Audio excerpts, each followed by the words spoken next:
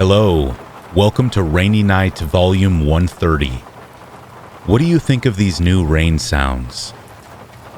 I mixed 3 different sounds to create it. I threw some thunder in there, very slight, but it's there. Some rain falling on glass, as well as a slight sound of rain hitting pavement outside. I really hope you like it, and if you do, please be sure to hit the old thumbs up button for me. And after listening for a while, if you think these kinds of videos are for you, please subscribe to my channel. Almost 64% of you are subscribed, and I really want to hit 70% before Christmas. That would be really cool. As always, there's minimal ads in my videos, only 3 ads after the first 3 stories.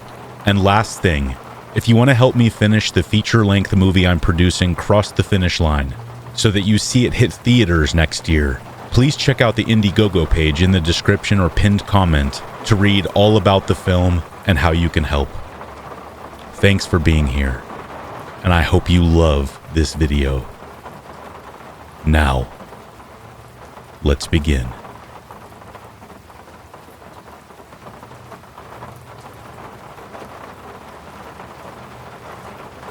I worked at domestic violence shelters, and I've seen a lot of disturbing things. Some paranormal, and some just the truest chills of human nature. One of these instances was when a woman came to the rather large shelter I was working at after leaving her partner. Pretty typical, except her partner was an ex-military sniper. Naturally, she came in during the weeks our regular night shift worker was off on vacation, so I had been voluntold to take off my regular day shifts and work alone. I started my shift, and nothing much happened at first. I helped the residents get their medications, did some chores while watching Netflix. Usually, I'm a horror junkie, but I never watch it at work because it would make me extra jumpy, and I was certain the place was haunted. There were women who had passed in the building, but most of the spirits were chill, and I'm certain they were messing with me at times. Our office had windows that showed our tall pine trees in the backyard, designed to give us privacy for our residents' sakes. But at night, all you could see was darkness leering at you with no shielding from curtains. Naturally, our backs were turned to the window too, so we were just vulnerable. The windows had tints, but it didn't matter, because we could still see outside regardless if something could see us. By this point in my job, I had seen multiple residents' ex-partners trying to peek in or break in. But nothing like this dark night, with not even a glimmer of moonlight. I went to complete my assigned chores, as I could finish them and then chill until everyone got up this morning. I took my time in the basement, where most of my chores were. The basement is the floor below my office where the residents stay. When I returned, I started getting cozy for my shift. Blanket on, some goofy rom-com playing, and I'm just chilling. That is, until I felt like I was being watched. I had a habit of always feeling like something was watching me, as I grew up in a house with a similar window situation, and was a very anxious kid. I initially brushed it off as me being super paranoid. Not a bad thing, but I checked the many cameras that we had, and didn't notice anything out of place inside or out. I continued snacking and watching my movie. Around 2 a.m., when most residents were asleep, one of them knocked on the office door. This always spooked me at night, but when I went to answer it, it was one of the residents looking very panicked. She explained that she believed she heard someone out in the backyard while she was in her room, and was worried that it was one of the many women's ex-partners. The women all have windows that can open to the backyard, too small for anyone but a small child to fit through, but they are still there.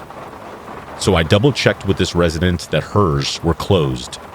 We had a policy that all windows had to be closed at night, especially, which we enforced at curfew at midnight.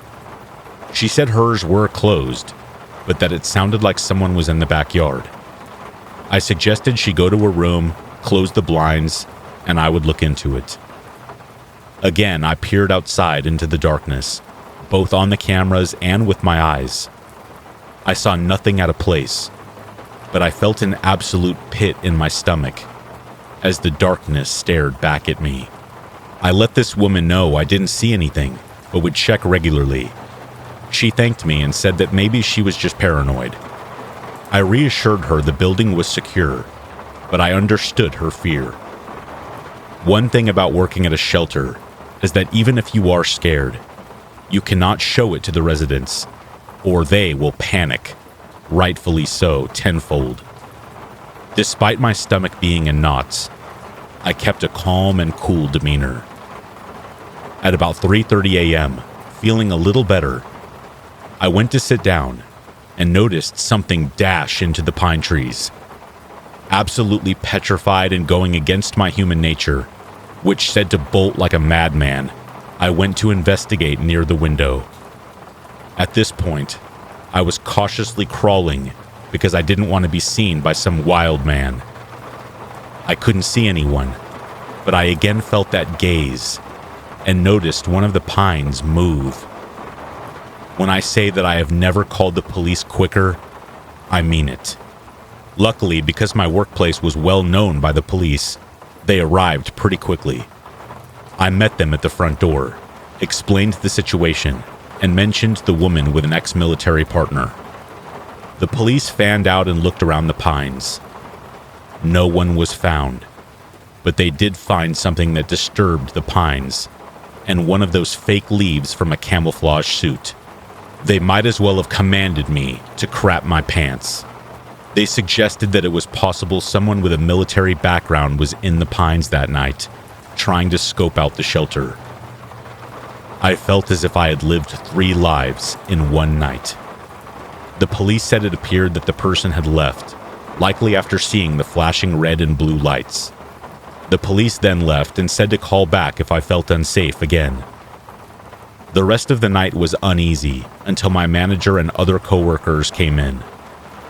Luckily, I have never seen curtains put up so quickly and security guards hired. This woman and another resident with an ex in Hell's Angels were no longer with us.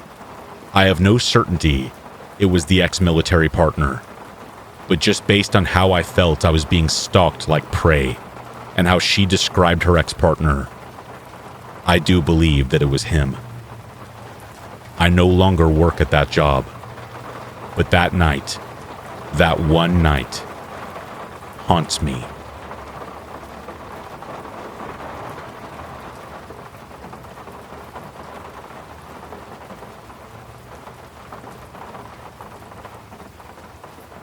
My Uncle Dave is super awesome in a really goofy sort of way. He's always playing pranks on me.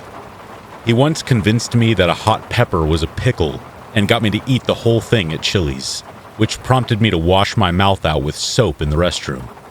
He lived in Connecticut, and when my family moved down south to this neighborhood, we didn't see much of him. One weekend, after several encounters with a creepy guy, Uncle Dave announced he was coming for a visit and would be staying in our guest room. My mom let me stay up late to wait for his flight to arrive. However, after seeing me fall asleep on the couch several times, she ordered me to bed and said I could see Uncle Dave when I woke up. In the middle of the night, I woke up with this eerie feeling. The hair on the back of my neck stood up, and goosebumps covered my body. I had this uneasy feeling that someone was watching me. Stiff as a board and trying not to move my head, lest I announce to the watcher that I was awake and aware of their existence, I moved my eyes around the room to look for anything out of the ordinary. My nightlight was on in the corner of my room, which created a pretty decent glow. It was easy to make out the details of my Beanie Baby collection, my desk, my dresser, and the man crouched next to the dresser. I could see this guy with dark hair sitting with his back against the wall and his right side leaning up against the dresser. His knees were pulled close to his body, and I could see his teeth and the whites of his eyes gleaming. He was facing me. I stared at him for a long time, and he didn't move. At first, I was terrified. Then I remembered Uncle Dave. Of course, He always pranks me. It's his life mission. He's probably trying to trick me again right now. If I cry or scream, he'll jump up laughing and shout, "Gotcha!" I can't let Uncle Dave win. I stared at him for a while, and he didn't move a muscle. He never gave up the game. After what felt like hours, I felt this sense of dread fill me. As much as Uncle Dave loves pranking me, I couldn't picture him staying up all night long to do this weird, creepy prank. A small voice in my head tried to convince me it was someone else, not Uncle Dave. I closed my eyes and pretended to be asleep. I peeked and saw the man was still there. He was not a figment of my imagination. I closed my eyes again and imagined myself shouting for my mom and how she would dash in and rescue me. Even if this was Uncle Dave, I wanted no part in the prank. At some point, after hours of adrenaline, I crashed and fell asleep. When I awoke in the morning, I immediately checked by the dresser and saw no one. Feeling relief wash over me, I felt firmly convinced that was Uncle Dave being dumb again. Leaping out of bed and rushing out of my room, I ran into the living room gleefully shouting, "Ha ha ha, Uncle Dave, you got me again. That was the dumbest prank ever." My mom turned to me with this weird look on her face and told me that Uncle Dave was still in Connecticut because his flight was delayed. I figured my mom was in on the prank too and told her what happened, insisting that Uncle Dave was there in my room. When she shook her head no, I felt a wave of horror wash over me as I tried to figure out who was that in my room. My mom told me I was just imagining things, and she wouldn't entertain it. Fast forward a bit later, and I am again in my bed. My nightlight is on. I had somewhat forgotten about the creepy man, and was more focused on stuff like Captain Planet and Game Boy. I woke up in the middle of the night to that same eerie feeling. I checked by the dresser but didn't see anything. Feeling relieved, I settled back into bed and tried counting sheep. While lying there, I saw a slender hand creep up the side of my comforter from under the bed. It felt around, looking for something to grab onto. At that second, every alarm system in my body was screaming except for, of course, my mouth.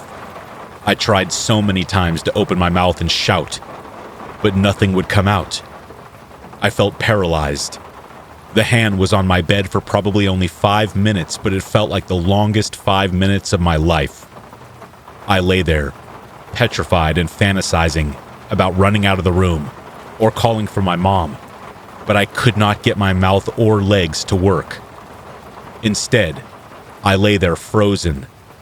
I eventually was able to call for my mom, but in the middle of shouting, "Mom!" my nightlight turned off. I don't remember what happened after that, but I think I must have fainted from pure fright. When I woke up, I stood up on my bed and took a flying leap, then ran out of the room and into the living room to tell my mom what had happened. My dad checked under my bed and again told me it was all my imagination. Despite my mom trying to convince me that I was crazy, I was firmly convinced that a man had been in my room not once, but twice.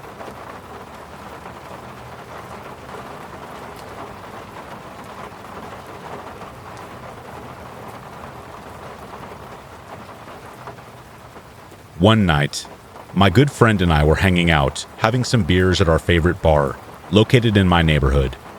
We had decided to call it early, since it was a weeknight, and we had work and school in the morning. So we left around midnight. My friend offered to walk me home, but I refused, since I knew that night he didn't have his car, and had to walk 20 or 30 minutes in the cold to get home. And I felt bad. Plus, we were in my neighborhood anyway, so my place was pretty close. We hugged goodbye, and I started walking home. It was pretty dark out, and there was no one around at first. A little bit into my walk, I noticed that someone was walking far behind me, but I of course didn't think much of it. I am pretty used to walking alone at night, and I don't get scared easily.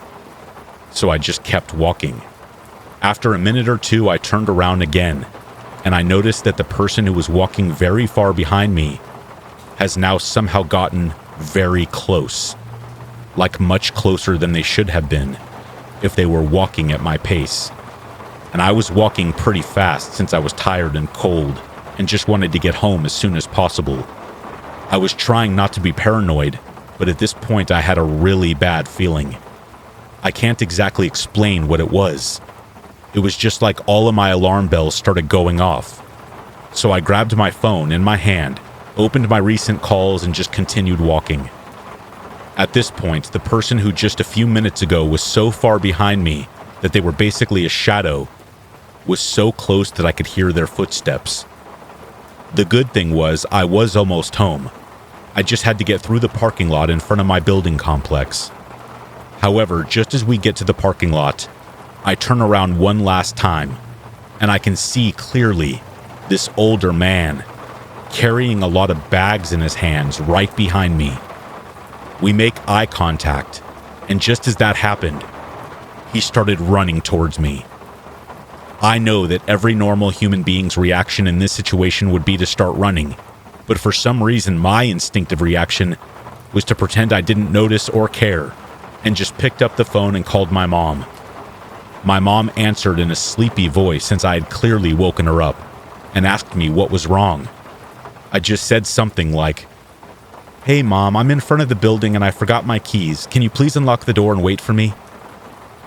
Also, I have to note that while I was speaking on the phone, I noticed that there were 3 guys sitting on the benches in front of the building, hanging out.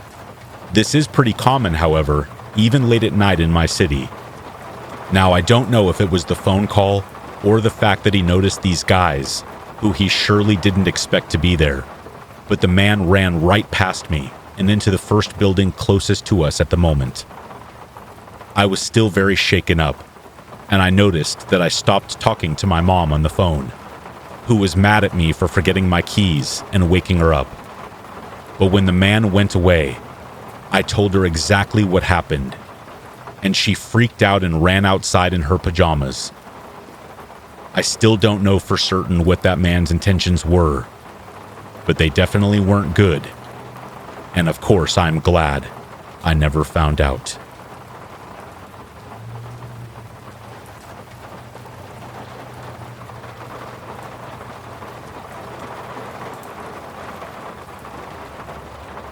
My dog and I love to hike.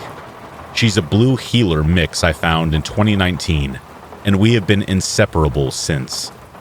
We were living in Florence, Alabama at the time, and decided to go to the TVA Nature Trails, which is home to about 30 trails and over 180 miles, and is beside a river.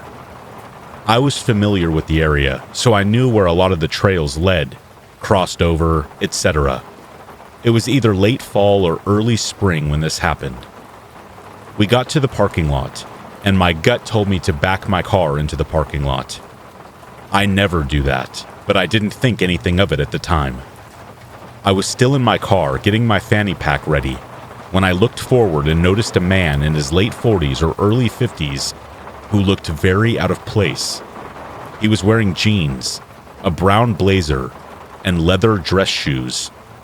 In any other context, I might have just assumed he was heading to a job interview or something like that. But this was a Sunday afternoon, and we were in the middle of the woods. I had a really bad feeling about him and kept my eye on him while I laced up my boots and got my dog out of the car. He never looked over at us as far as I know. I watched him start down a path and decided to go on a trail that did not run into his trail.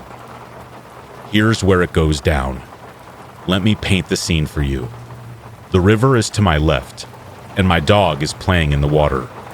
The trails make a backwards lowercase y shape to my right. 2 of the 3 trails come down a pretty large hill, probably a 50-foot drop in elevation on each trail alone. So the little river coast was almost tucked under a cliff. You wouldn't know I was there unless you were trying to see down onto the beach area. While my dog was playing, I got the most intense, "you need to get out of there" feeling in my gut that I've ever had. I listened to that feeling, leashed up my dog immediately, and started walking back towards the trails. I got back to the Y and had to choose which path to go when I heard the parking lot man shout something at me from the highest of the trails. Based on the trail he went down from the parking lot, he should not have been there. He must have turned around after I started down my trail and went down that trail or something. The paths don't cross, and it's literally from the opposite side of the park. As I was processing that this man was not where he should be, I realized this could be the beginning of a true crime story. I didn't understand what he said when he yelled, so I asked him to repeat it. I'll never unhear it for the rest of my life. He said, "I can see what the military was talking about when they said you can see everything from up high." Then he made a hand gesture pointing to the area where my dog and I were playing in the water. I decided to nope it out of there and started heading back to the trail we came down. There's an important part of the terrain that I didn't mention yet. Leading down to the river, there's a large ditch between a couple of the trails, probably a 20-foot steep drop from trail to the bottom, with a bridge that goes over it. I was fairly close to the bridge when I heard him, so I went that direction. The man proceeded to run down the hill of the trail, meanwhile asking all kinds of questions about my dog. I couldn't go that fast because my dog was thoroughly confused and was trying to protect me. The man then said, "I was watching you two in the parking lot. I saw you get out of the car." Chills. He caught up behind us on the bridge and asked to pet my dog. I said no. He then asked if I had a husband, so I lied and said yes. He asked what my husband does for work, and I said, "He's in the army, and he's going to be really mad when he hears that you won't leave his wife and dog alone." At this point, the man was still jogging behind us to stay as close as possible. I was trying to decide how to lose this guy. Do I scream at the top of my lungs? Do I push him? Do I just deal with it and hope it doesn't get worse? Now, we were walking on the flat part along the top of the steep ditch. I noticed gloves in his blazer pocket, and he had a little bottle in his hand. It was a clear plastic juice bottle, like vitamin water or Snapple, and had a dark liquid in it that looked like sweet tea. Not the right color for the bottle.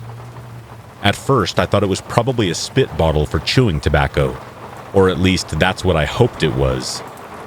Then he firmly said, "I'm going to pet your dog," and reached down at her. She's not big, but she jumped on him with force and knocked the bottle down the ditch. The man, very unexpectedly, went down into the ditch after his bottle. It was so steep that he had to slide down the bank, or he would have broken some bones. My dog and I took off in a different direction, avoiding human trails to hopefully lose him. We ran for about 2 miles through the woods until we were about a half mile from the car in a different populated area. I asked a man to walk me to my car and told him that someone was following me. He did, and then he was being silly to make me laugh and feel better. I'm so grateful to him. I made it safely back home and was livid that this guy cast a stain on one of our favorite hiking spots. But obviously I was grateful that my dog and I were alive. For a while I tried to believe that it was just some socially inept guy that really wanted to pet my dog. Deep down I know that man didn't have good intentions though. I trust my gut, and she was not okay in that moment. So I'm just left with one question. What the heck was in that bottle? And why was it so important that he had to risk seriously injuring himself to go get it?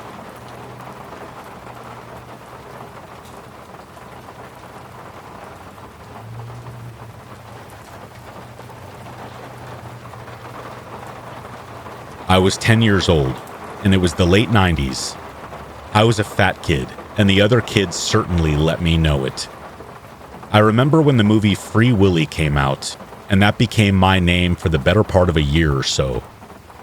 Needless to say, I didn't have many friends, and as those who don't have friends do, I gravitated more toward my console and computer games rather than basketball or boxing, or whatever the kids did outside. I did make one friend, however, who lived a few blocks away. Steve was older than me, a nerd, and cool as hell. I won't get into particulars of our friendship, but he introduced me to all sorts of great games. Diablo, Dungeon Keeper, Duke Nukem, games that weren't always age appropriate. He would even loan them to me sometimes. One Saturday, I called up Steve to ask if he wanted to hang out. He said he would ask his parents, but they declined due to some travel plans they had. So I asked him if I could borrow one of his games, and he agreed to loan me a little gem called StarCraft. Now, anyone who knows StarCraft would not be too surprised to hear that I about jumped off the couch and hustled my fat butt across the neighborhood to Steve's house. I was so psyched, I would have skipped home if I were the skipping type. And though I didn't do that, someone did see me. I was walking back down the block about halfway home when I heard a man call out, "Hey, kid!" I paused, turned and looked. There, across the street, was a pizza delivery car. One of those big chains, not a small one. The guy had a uniform on, I think, but I wasn't close enough to see a name tag or anything, and the car hood was popped up. He was looking at me and called out again, "Hey, kid, can I get a hand?" I had never worked on cars before. My dad did that sort of thing, and I think even he would agree that I'd only get in the way and probably hurt myself if I helped him with anything at that age. So I wasn't really sure what I could do. What's wrong?" I asked from across the road. "I just need your help with something real quick," he said, looking back down at the engine. "Can you come over here real quick? I could use some help." When he dodged the question like that, I felt something I can only describe as a tingling sensation in the back of my neck. Not like goosebumps, but something instinctual. In that moment, stranger danger kicked in, and I could almost feel a tug pulling me back in the direction of my home. Sorry, I gotta get home now." The man could have been in his 30s, though I'll say that kids aren't the best approximators of age. It did seem odd to me that he would ask a child for help when there were any number of houses and doors that he could have knocked on to ask an adult. Furthermore, I remembered it being about 11 a.m. at the time, and I remember this because of how badly this encounter confused me. But that just goes to make things stranger, because all I could really do to help in that situation was maybe hold a flashlight. But this was in the middle of the day, in suburban Southern California. Nothing felt right, so I just turned and started walking faster. And I really did feel the hairs prickle at the back of my neck now. I glanced back at the guy to make sure I wasn't being chased, and thankfully, I wasn't. Instead, he just looked at me and watched me walk away. It was as if he had the same realizations that I did. It was Saturday. It was early. People were home. No one was out mowing their lawns or walking their dogs. I remembered looking for an adult, looking for help and finding no one. But people would hear a kid screaming for help. Maybe this is one of my bullies talking, but this guy definitely would have struggled to pick me up and carry me any distance. Now, I made it home in one piece, obviously, and some years later I recounted the tale to my mother. She went silent for a good moment, then told me that one of the parents in the neighborhood reported a man in a pizza car one time. He was talking to her son. When confronted, he complained of car trouble, but when he was pressed on the matter, miraculously, wouldn't you know it, the man's car started right up, and he drove away very fast. Nothing came of it that I know of, but my mom had always told me that she was grateful that I was the type to play inside. Even if it made me a little heavier and I would just about ruin my eyes staying up late gaming, at least I was safe at my friend's house, or at home.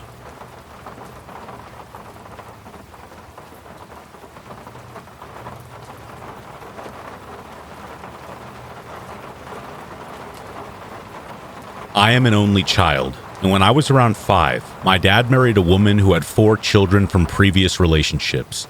They have since divorced, but during their marriage, we had quite a few horrifying experiences.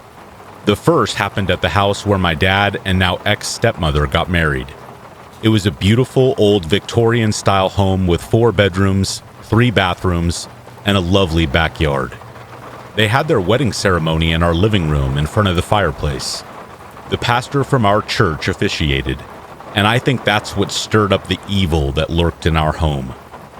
This is my dad's story, and I don't remember it because I was too little, but I will tell it exactly as he told me. He and my brothers, who we will call Matt and JJ, planned on going fishing for the day. My dad asked Matt to go to the garage and get the fishing poles. While retrieving them, Matt noticed a light coming from the wall. He went and got my dad, and they found what appeared to be a hidden room in our garage that we did not know existed. My dad called the landlord, reasonably annoyed that we were paying to light a room that we did not even know was there. On the phone, the landlord became very defensive and said, "You are not to go in that room. It is locked and sealed off for a reason," and wouldn't elaborate any further. My dad decided it wasn't worth the fight and did what the landlord said. Matt, however, being a rebellious and curious teenager, decided to investigate further. He broke the lock and opened the door to find very large black duffel bags, like the ones coroners use to transport bodies, along with odd tools like a chainsaw and some large rusty knives and men's clothing. My dad caught him lurking and scolded him, telling him to stay out of there. After he opened the door, we were no longer alone in that house, and Matt was no longer Matt. One night, my dad awoke to what sounded like footsteps coming from the hallway outside the master bedroom. They were pacing back and forth, back and forth. Dad crept to the door, opened it, and saw that Matt was pacing up and down the hallway. He told him to go back to bed, and Matt just turned and stared at him, expressionless. This continued night after night, and it really started to freak my dad out. One morning, he woke to find Matt leaned over his bed, not inches from his face, just staring at him emotionless. He yelled and told him to get out, and Matt just calmly stood up straight and walked out of the room. My dad locked the bedroom door that night, and Matt stood outside of it and rattled the doorknob all night long. His weird behavior did not stop there. A few days later, my dad and stepmom were in the kitchen just talking, and Matt came in out of nowhere and attacked my dad. He went insane, hitting and thrashing, and my dad had to put him in a chokehold to get him to stop. My dad said that there was no white in his eyes. They were pure black. Another experience happened to my brother JJ. At the top of the stairs, there was a railing that extended left and right, and from there, you could see the entire living room. My dad walked out of his room to see JJ standing and staring into the corner of the living room. He tried to get his attention, and upon further inspection, saw that he looked absolutely terrified. JJ pointed into the corner of the living room and said, "Dad, I'm in the living room." "What are you talking about?" my dad asked him, confused. "I'm in the living room." We believe that what JJ saw was his doppelganger. My parents decided to move us out of that house. The last thing that happened to us there was when my dad was the only one in the house, grabbing the last few things left behind. It was a scorching summer day, so Dad decided to take a shower. He swears he saw something walk past the shower curtain in the bathroom. He quickly got out and was sitting on the toilet to put his socks on when he heard a sort of low growling noise coming from the vent below him. He bent down, and a low guttural voice said, "Get out," blowing hot air onto him. He ran out of the bathroom out of the house, and never went back. Since then, every time we pass the house or hear from old neighbors, the house is always for sale or for rent. My brother lived a very troubled adolescence, but has since straightened up, found comfort in religion, and now has a family of his own. He tells my dad he does not remember anything that happened in that house or attacking my dad. I think we really pissed off whatever was in that house by inviting a pastor in, and my brother was just unlucky enough to be the one who let it out.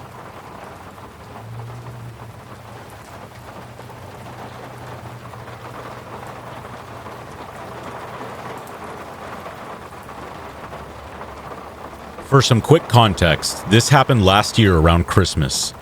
My girlfriend and I were on our way from college to visit my family and spend Christmas with them. This is important, as it is my first time ever speaking about this story publicly, because every time I try to talk about it with my girlfriend, she always laughs and shuts it down, saying the place was just creepy, but nothing else. During our trip, late into the night, my girlfriend and I decided to pull over as it was already really dark, and we were both tired and needed to rest. We pulled over to this really odd-looking motel on the road. You know those sort of cliché horror movie motels? Like the ones where you can tell a cheap snuff film was recorded? Yeah. We parked the car there, and I vaguely remember looking over at my girlfriend and making a comment about the presentation of the motel. Although I don't remember much about my comment, I vividly remember my girlfriend whispering to me about this eerie feeling she got. Like when you have that feeling you're being watched but can't really describe it.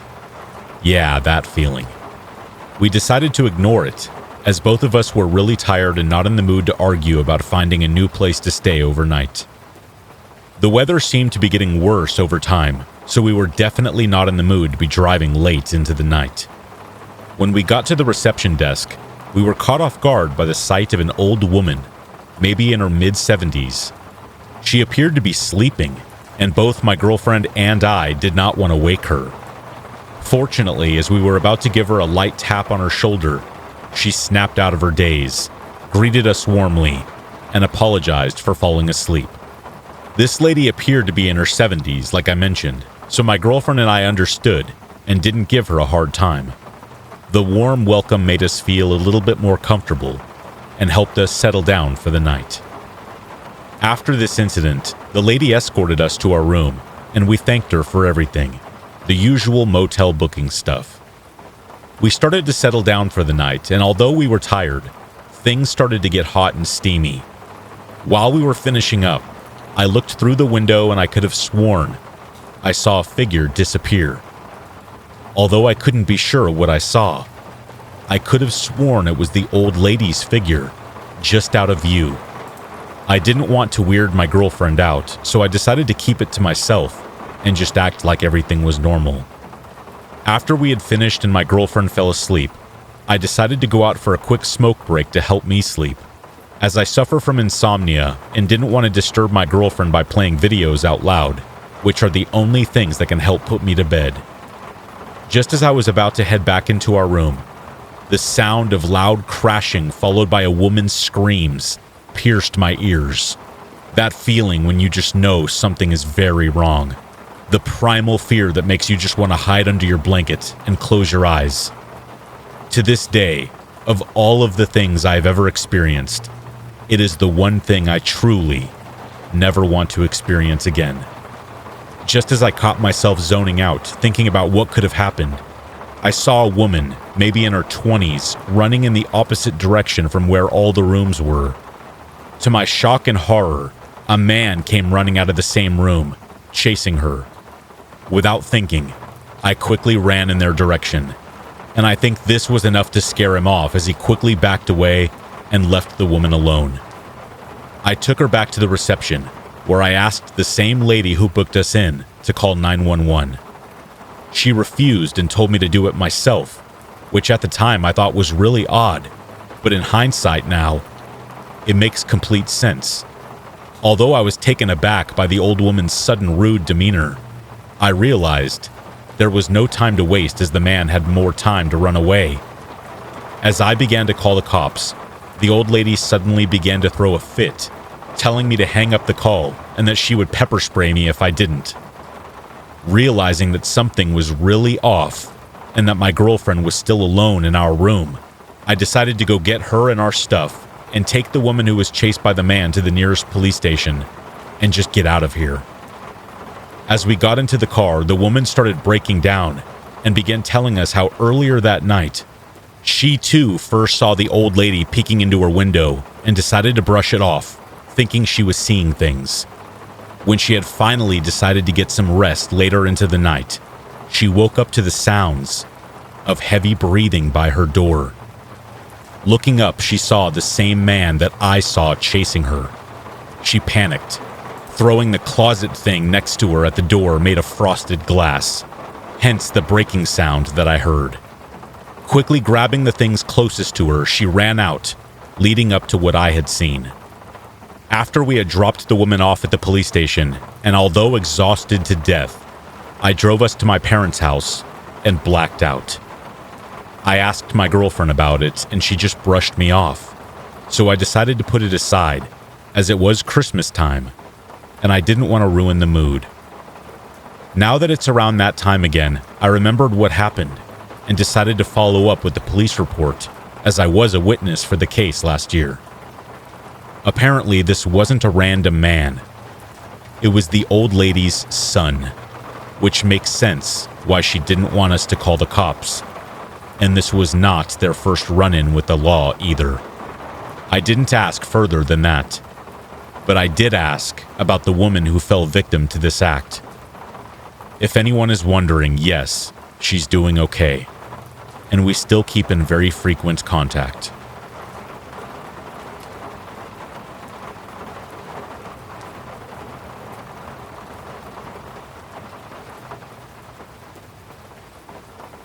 I have never been a person who's kept many close relationships. It's never been my nature to let people into my life. I've always taken stock in being an observer, getting to know people from a distance.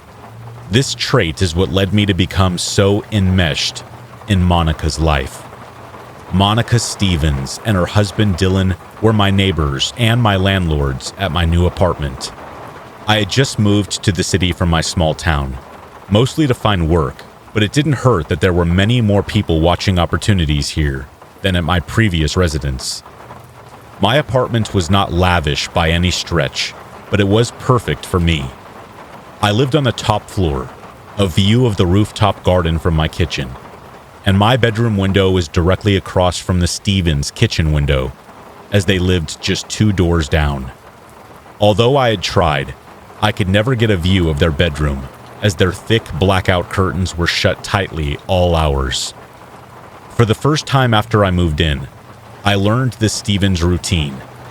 Each morning, Monica would already be at the kitchen table by the time I woke up at 6. She would sit, her chin propped up against her palm, head buried into her book, the long blonde curls falling in front of her face. It was so cute. When Dylan got up, I could tell she stiffened at his presence. Immediately, he'd begin to berate her.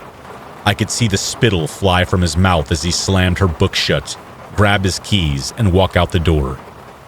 This was almost a daily occurrence.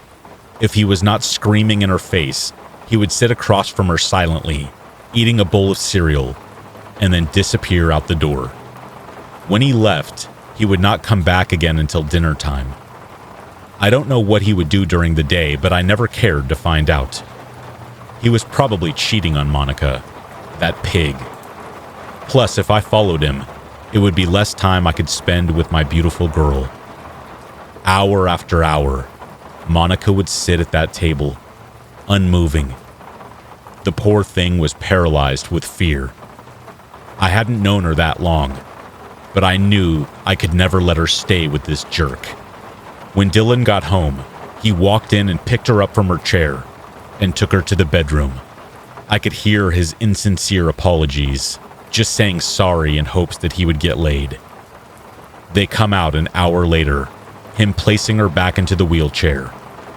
I would watch Monica sit with her back at my window while her doting husband cooked dinner.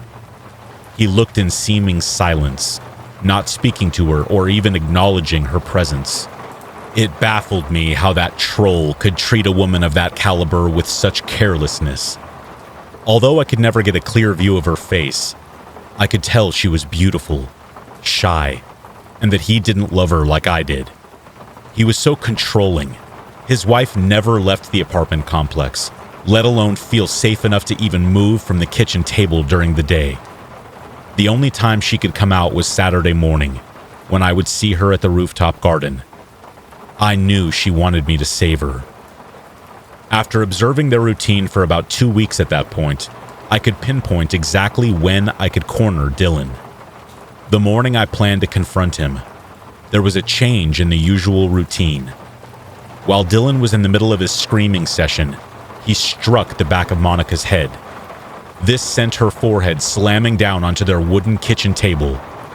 And let me tell you, this set me off.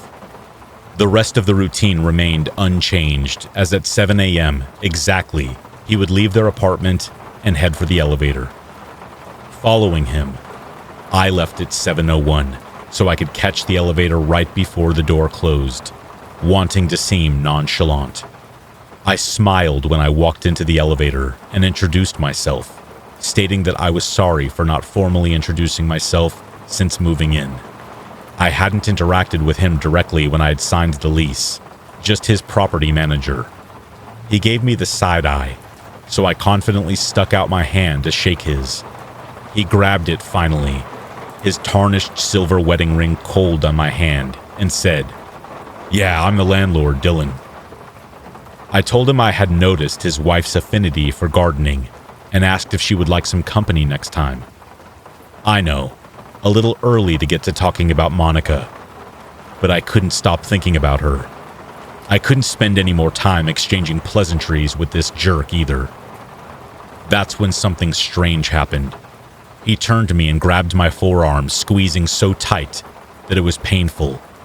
He shoved me forcibly against the elevator wall and said, "Listen, I know you've been stalking her. She wants you to leave her alone. Do you understand me?" The elevator door dinged and opened. He let go of my arm and walked straight out without another word, straight through the complex doors to his car and drove off. I stood shocked. What was that? But I had gotten what I came for, and that was all that mattered. That whole leave her alone was such an obvious lie. It confirmed to me that she needed my help. Dylan was becoming more unhinged by the day, and this episode in the elevator was proof. I went straight back up to my apartment, already thinking of what I was going to do on Saturday morning when she got to that garden. It was already Friday evening by the time Dylan got back from his daily escapades. I dreamt of her that night, about finally turning her around, seeing that gorgeous face that was no longer hiding from Dylan, professing my love, and running away together. We would get a cottage so she could garden, but live near the city so we could people watch together. We would both be free and happy. Saturday morning came, and I woke up early to prepare my things. When Dylan woke up, he went immediately to find Monica in the kitchen. He lit into her first thing. It was too muffled to hear exactly what he was saying, but loud enough that I could hear through their closed window. I could see her distress. She couldn't even lift her head to defend herself. This poor, beaten-down woman was counting on me. But it wasn't too much longer now. Dylan forcefully grabbed her wheelchair and wheeled her out of the apartment, heading for the roof. I watched as he dumped her there, screaming a final time, saying, "You can just rot out here. I don't even care anymore." Dylan disgusted me. I wished I could run up there and take her away right then. However, I knew I had to wait for Dylan to depart if I wanted to avoid a confrontation. Half an hour later, I approached the elevator so that I could reach the rooftop garden. As the elevator rose, I took a deep breath. Was I going to do this? Confess my love to this married woman and propose that we run away from her abusive husband together? I guessed so, because a moment later, I was stepping out from the elevator and into the small hallway that ended with the final obstacle between me and my love. As I approached the door that led on top of the roof, I felt the hot summer air begin seeping in. I turned the knob and stepped onto the bright roof. There she was, Monica. That silky blonde hair was instantly recognizable. It had fallen and covered her face slightly, so that she couldn't quite see me approach. I walked over slowly as I didn't want to startle her, but then my emotions took over. I grabbed her shoulder, spun her around, and closed my eyes right before I professed my love. But I got no response.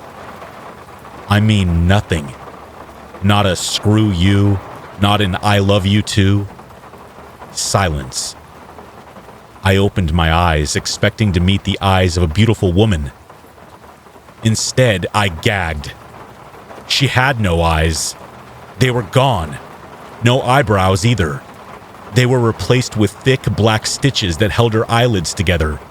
Her eyes were completely sewn shut. My eyes traveled down to her nose.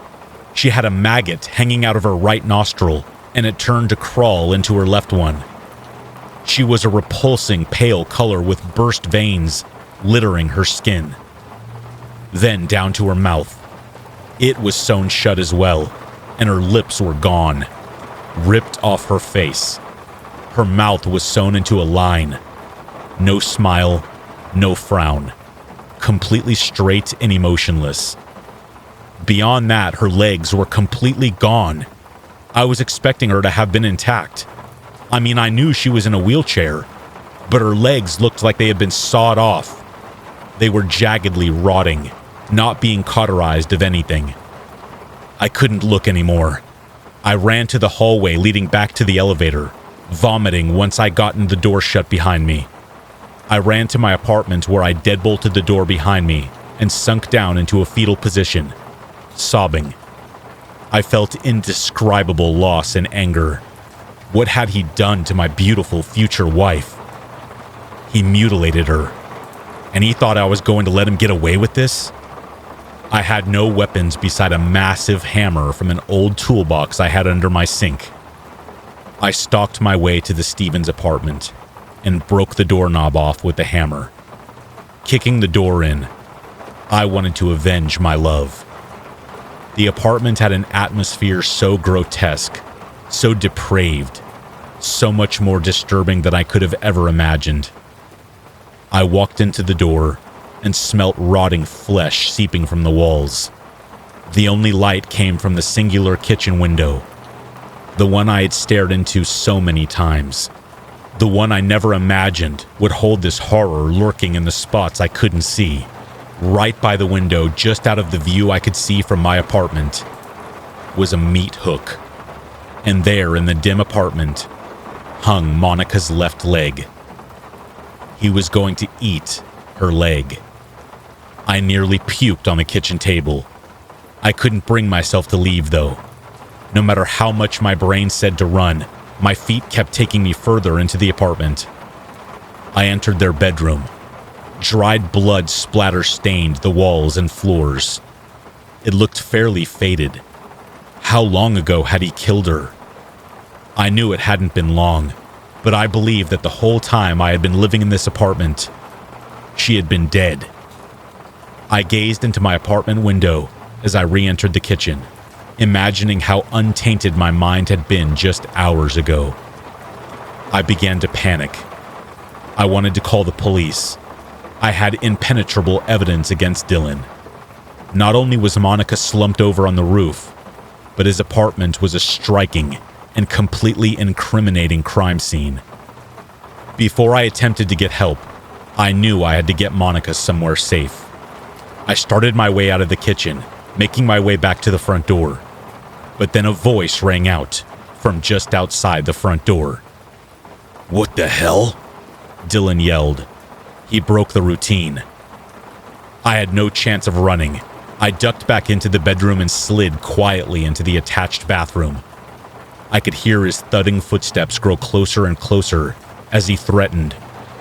"I have a weapon. Whatever creep is in here, I have a weapon." It was time for me to avenge Monica. I heard him enter the bedroom. I gripped the hammer in my hand, charged out of the bathroom and swung. I hit him directly in the left temple. He screamed, contorting with pain. I dropped the hammer and fled back to my apartment, adrenaline carrying me the whole way there. All I could focus on was getting his blood off me. When the police searched the apartment, they were in shock at the scene. It wasn't me that called them, but another tenant down the hall. By the time I was finished washing myself and disposing of my bloodied clothes, Monica had been found by the police. Coroners came and wrapped up her frail body. They lifted her up and she was gone. I didn't even get to say goodbye.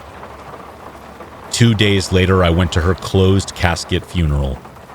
It was a fairly publicized affair, being how brutally tortured she had been.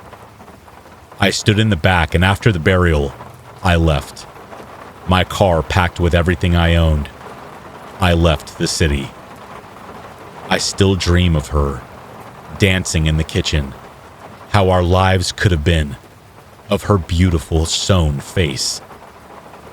Monica, you're going to love my new place. It's the cottage we've always wanted. I can't wait to pick you up soon. See you then.